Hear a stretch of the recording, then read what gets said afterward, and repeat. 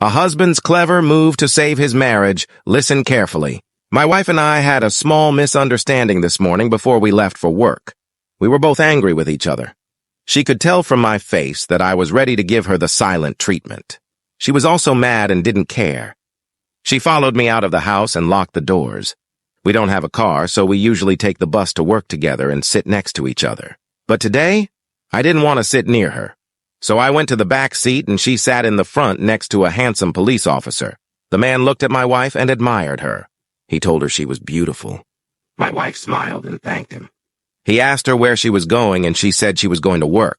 I was sitting behind them and listening to their conversation. He introduced himself as Wimber, a police officer who had just been transferred to Lusaka a month ago. He said he was on his way to his duty station. When the conductor asked for the fare, he offered to pay for my wife. He gave him 50 and winked at my wife.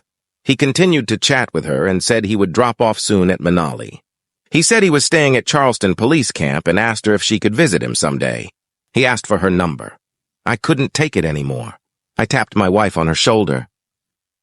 She turned around and I asked her, "Did you remember to put a spoon in Kasuba's lunchbox? You always forget." My wife was confused. She probably wondered who Kasuba was and why I was talking to her. I added, "Try to pick her up from school early today. I will be home late. You can cook enshima for me for dinner so I can eat something before bed." My wife was more confused. She looked at the policeman and then at me. She realized what I was trying to do. "Yes, honey," she nodded. The policeman said hello to me. He asked my wife, "Is that your husband?" My wife nodded. The policeman looked at me again and again. He smiled at me. I smiled back.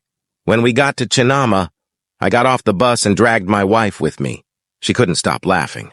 She asked me, "Honey, who is Kasuba?" I said, "Kasuba is our future daughter. Come on, let's go." My wife laughed.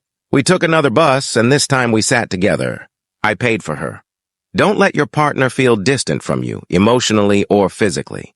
Don't let the devil find a gap. He will take your place without your permission and build a home for himself in your marriage. Don't let the devil have a place in your home.